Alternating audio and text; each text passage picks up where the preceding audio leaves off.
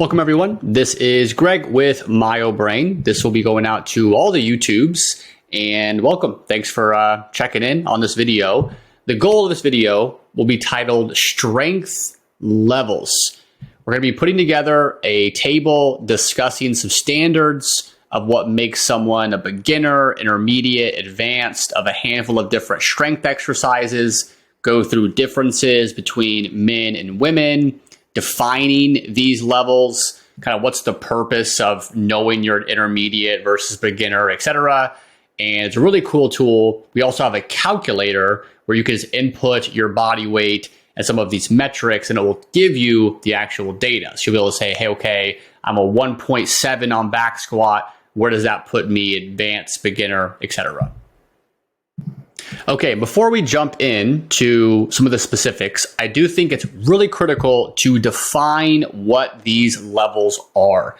Anytime you see a little table like this online or someone voices their opinion, you'll get some people saying, that's too light, that's too heavy, blah, blah. And a lot of times it's people talking past each other because they don't have an actual definition. And of course, all these things are made up. I made this up. It's based upon a lot of experience and working with a broad population of really advanced people, beginners, a lot of people in between, but ultimately it's still arbitrary. There's no such thing as an intermediate squat. It's just kind of made up based upon someone's opinion. But hopefully this page here, defining levels, will help shed some light on the context, all right? So starting off here in the far left or right in the blue box, the beginner. The timeline, as you'd imagine, first couple of months, maybe within a year of lifting if you're inconsistent. The weekly time commitment these people will probably be spending is 2 hours, maybe even less than that, but probably around 2 hours to get this strong. Under specialization, this means they can be doing a lot of things outside of actual strength training. For example, you probably could train for a half marathon and get this strong. You don't have to be super specialized. And then for the overall kind of other categories to think about, obviously they're probably new to strength training. Maybe they haven't touched a barbell until a couple of months ago. There's also going to be people who are coming back from a layoff of just life got busy or an injury or pregnancy or something like that. You could also imagine that if you came back from something like a shoulder injury, maybe you're an advanced squatter, but you're returning back to a beginner with, say, a bench press or an overhead press, okay? Now, for intermediate, one level up, likely will take someone about 2 years of consistent training to get to this level, maybe a little bit longer, a little bit shorter based upon genetics, of course. Weekly time commitment, around 3 hours or longer of gym time. They're now more specialized. I would say about 60-ish% of their work needs to be coming to improve these factors. This fits a lot into people who do something like CrossFit or Orange Theory, where they're not doing all strength work. They're still doing plenty of running and rowing and box jumps, but still can get this strong. And overall, this could be a good finishing goal for people, strength goal, if they do have mixed goals, meaning they want to play pickleball 5 days a week, or they want to run a half marathon. Like I said, those goals really shouldn't deter them from getting this strong, okay? And then now moving into the advanced category, you're looking at a timeline, I would say, of at least 3 years to get this level. A timeline of also 5+ hours a week of gym time. So you have a pretty big jump there. And then, of course, more specialized. So the ability to just go do a 5K, spend a whole bunch of other energy outside of these movements will become more challenging. And the overall take home here is this is attainable for the majority of people, assuming they want to get this strong and want to put in the time, both hours and years, to accomplish it. But to be honest, I've not met or trained too many people who I felt if they actually did this and this, couldn't get this strong. Vast majority of people who I've seen try to do this and execute have gotten this strong. And then we have the advanced plus category, timeline, 5+ years, 10+ hours of gym time per week, very high specialization. They're likely almost never doing things besides like a casual walk or something outside of their actual sport. And you can imagine this tends to be people who are competitive athletes, do powerlifting meets, CrossFit competitions, etc. So this sets the table for what we're defining as beginner, intermediate, advanced, and advanced plus. Okay, so now for this first table here, it's really important to note that this will be labeled per pound of body weight. Because of course, if someone weighs 180 versus 130, they should be stronger. You can't be advanced if you don't categorize exactly how much someone is weighing over time. The other way this can be helpful to judge it by body weight, say if your goal is to lose body fat. Say you weigh 220 and you want to weigh 190. It may be hard, not impossible, but hard to lose 30 pounds of body weight and get absolutely stronger in a lift. But if you lose 30 pounds of body weight and maybe your bench press stays the same or squat stays the same, I would argue you are pound for pound stronger. So it helps you kind of get stronger both in two ways. You can get leaner or put more weight on the bar. Okay. I'm not going to go through each one of these data points here, but we will start off with what the actual categories are. Okay. So this is for the women. The categories are the same, just the body weight standards will change a bit. So 5 rep maxes on squat, deadlift, and bench press, 8 rep maxes on incline dumbbell bench and barbell Romanian deadlift, and then 1 hard set with perfect technique, we'll talk about that later, of chin-ups and push-ups. So these are the body weight standards for women. Let's take a quick glance at the difference between men and women here. So we'll pull up. So we have some side-by-sides of the women and men categories. Let's start with things that don't change a ton, and that's going to be the squat and deadlift. So let's see what it takes to get to this advanced category. The low end, we have 1.4 and 1.5 for women. And for men, we have 1.7 and 1.8. These are small changes, but not a ton. To be honest, the bulk of the increased strength that you'll see from men on something like a squat or a deadlift will simply be they're bigger people. So a 190-pound male will definitely lift more than a 140-pound female. But pound for pound, it's really not that different. If you go to a powerlifting meet, you'll likely see this. The big difference you will see is when it comes to upper body strength. So the standard for advanced men starts at 1.3 times body weight for 5 reps. That drops to 0.8 for women. Similar with chin-ups and push-ups, we have 9 chin-ups versus 6, and then push-ups 25 versus 13. And this is reflective of the physiology. You will see women with very muscular legs, with super big deadlifts and squats, and may have a very modest upper body still, right? It's simply harder for women to put muscle mass onto their upper body in comparison to men. So that is the reason why that gap is a little bit bigger than the squat or deadlift. I won't go through the incline bench and RDL, although I do think they're useful exercises, especially if you don't like to do a barbell bench or don't like to deadlift from the ground. You can use those in exchange if you just like those exercises more. That's a big reason of why I included them, because again, ultimately, you don't have to use the big 3 to gauge your strength. It's more about having a standard and seeing how that standard changes over time. Okay, so I hinted at this in the introduction, but now let's go through what's the purpose of understanding, am I an intermediate, beginner, advanced in this certain category? There's really 3 purposes that I can think of why this is critical. The first one is simply goal setting. Even though it's arbitrary, a lot of us like to have the goal of, hey, I want to squat my own body weight. I want to bench press 2 plates. I want to deadlift 4 plates. All of these things we kind of just agree upon are like great goals. It's kind of funny because A lot of guys want to bench press 2 plates. The number 225 is like not that important. Most guys want to bench 225 way more than they want it to bench 200, even though it's like this big number. It's just the fact that we use 45-pound plates to load the bar. It's quite silly, but that becomes a goal, but it's fine because it helps you stay engaged long term. The other thing could be to achieve balance. If you look at a chart like this and you say, dang, I am in the intermediate category for squat and deadlift, but I'm a beginner for bench press, and you want to have a well-rounded physique, this could certainly help you with maybe how to personalize your programming a bit more or your technique a bit more to improve in something like that.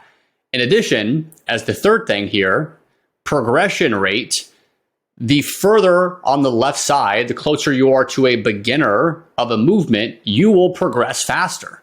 So knowing where you stack up here, in this example of a 185-pound male, if you're intermediate firmly with squat and deadlift, but lower on the bench press, maybe that means you can be more aggressive with your weight jumps. You can add more to your training maxes. Maybe look to add more volume.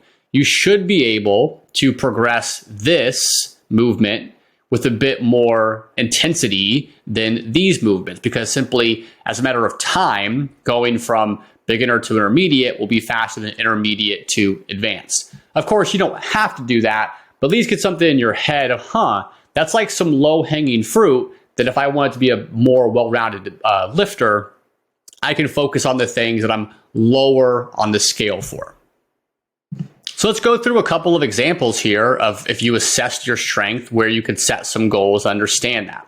So in this 185-pound male example, let's say they hit the really admirable back squat. They did 2 plates, 225 for 5 reps. That firmly puts them in the intermediate category. If they wanted to get to the next phase, which would be 315, 3 plates on each side, that could be motivated in the sense of, hey, if they stayed the same weight, that would move them into an advanced category. We can look at a similar example for a female here. Let's use deadlift. Let's say they did deadlift their body weight. Actually, no, let's say they don't. They're a beginner and they're just deadlifting right now. They just put on 25s on each side for a set of 5, 95 pounds on a men's bar, maybe 85 pounds in a women's bar, and say, hey, in the next 6 months, I want to deadlift my body weight for a set of 5. And hey, it looks like that would put me into the intermediate category as well. So again, the idea of this is it gives you goals, not necessarily that, oh, this person's advanced or I'm not advanced or I'm a beginner, or like try to shoot yourself up or down based upon these just arbitrary metrics, but it hopefully gives you an idea of something to strive for and just to make your journey more enjoyable. Okay, for the final 2 things here, we'll go over the movement standards of these exercises and show you the calculator that will be available for free for our clients. Then we'll ask for your email if you're not a client, but it'll be cool to be able to input this data and quickly see where you are so you don't have to math. Now, these movement standards are kind of arbitrary, but I think they're quite standard across most people, how they train. And the most important thing is to become consistent for you over time. We'll use deadlift as an example. The reason why I want people to do dead stop reps when they deadlift is because when you bounce the bar, it becomes very hard to determine, hey, if I did 365 this time versus 345 last time, did I get stronger or I just bounced the bar a little bit harder? It becomes hard to actually know if you've gotten stronger. So again, it's not about comparing yourself to Brad. It's about comparing yourself to yourself 3 or 6 months from now. So that's why the standards are important. Okay, so I'll roll through these quickly. Back squat, 5 rep max, any bar position, high bar, low bar, doesn't matter. Hips, no doubt below parallel. You can use a belt. You can use knee sleeves. Deadlift, talked about that. Dead stop reps, so not touch and go. You can do sumo or conventional. You can use a belt. You can use any grip, hook, over, under, whatever. but no straps for deadlift, similar to a powerlifting meet. Bench press, touch and go, so you don't have to pause like a powerlifting meet. The standards are also reflecting that. Of course, you'll be able to touch and go more. I use that because most people just touch and go in the gym. Just don't be an idiot and try to break your sternum, okay? Bars to touch the chest, okay? No doubt there. And a full lockout of the arm. Full lockout, not this, not little soft T-Rex arms. Fully lock it out.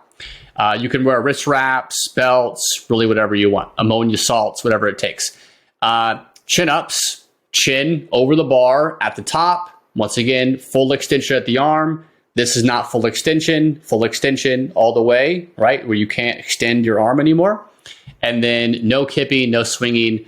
Sorry, CrossFitters, that number would have to be way higher for it to be a standard. Incline dumbbell bench press, any incline angle. But again, I would make that standard over time. So if you use a 30% angle in January and you retest in March, make sure the angle is the same. Dumbbells to touch the pecs or the shoulders as a standard, and then fully lock out the elbows at the top. Barbell RDL, I do think straps are fine here. The reason for this is an 8 rep RDL will take a long time, and your grip will likely give out way before your hamstrings and glutes, especially when you can't reset on the ground. With an RDL, you're going to come to about mid-shin and then come up. So there's no resting for your grip at all. Versus a deadlift, you pick it up and you kind of let go of the bar, right, on the eccentric there. Versus a RDL, the whole exercise is the eccentric. So I do think if you want to use straps, you can. Again, just make sure when you do a post test, you always wear straps, or you can use over-under grip as well. And then just make sure again the bar is not bouncing off the ground. That becomes hard to standardize. And then push-ups, always tough to judge for people, but here are some keys. Chest touches the floor, not t-shirt, but your actual physical tissue chest. Elbows lock out, similar to a bench press, and no saggy hips, right? A push-up, your torso should be parallel the entire time, and you're just pushing yourself up. Not this weird, like my hips sag, and I do this Sphinx pose thing that I think CrossFit created. Again, there's no trophy for being an advanced push-upper, so just have a good standard, okay? What else here? And then most importantly, probably that people just do, I think they want a good score, and I get it, is no excessive resting at the top. So again, if you're doing a max set, you're like, oh, it looks like 40 plus is advanced for a guy. I'm going to do this, right? And you get like 24, and then you kind of just hang out here, kind of actively rest. You get 7 more, hang out here forever, get 3 more. You just keep resting at the top until you get 40. Again, that's hard to standardize because if you get 41 now and you get 45 3 months from now, did you get stronger or did you just spend more time resting at the top, right? So I would video yourself or have someone watch you and say no longer than 5 seconds rest. And even that's being very nice, I would say. Probably is like 3 seconds. You can do a break and be like 1, 2, 3, but then you got to get going. And if you can't do a push-up within a couple of seconds, that set really should be terminated. Again, the tighter your standard, then when you progress, you actually know you got stronger. Okay, and wrapping things up here, again, this will be the calculator available to all clients. Anybody else that wants it, just kind of shoot me an email. You will only change what's in this kind of highlighted category. So your body weight and then any of these movements you have tested. And this is also slightly different for men and women. We talked about those ratios there. So again, if I'm a female, I come in here, I weigh 135, and I have done 135 as a 5 rep max on a squat. This will change your body weight score, and then you can come in here and change this to whatever it correlates to. That would be intermediate. So I'm not a super Excel wizard. I'm sure there's a way where based upon this score, it also would change this, but this is the best I could do. Hopefully that's good enough. But yeah, you'll have the actual table down here. But of course, this will be available. So whenever you change this, if you put in 6, you can just always come in here and check. It will be listed for you as what it would be defined for.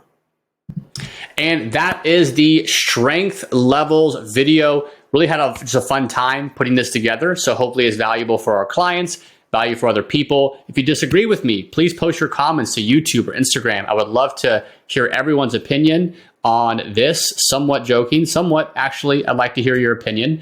And for clients, of course, hopefully it's a cool tool, and look forward to seeing you next time. Thank you.